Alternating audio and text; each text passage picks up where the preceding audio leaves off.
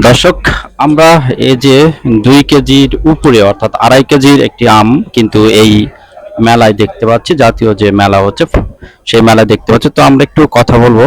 ওনারই রাজশাহী থেকে আসছেন, সেই রাজশাহী থেকে আমরা একটু কথা বলবো। নামটা? আমার নাম হলো মোহাম্মদ শফিকুল ইসলাম। আমি তানোর রাজশাহী থেকে এসেছি।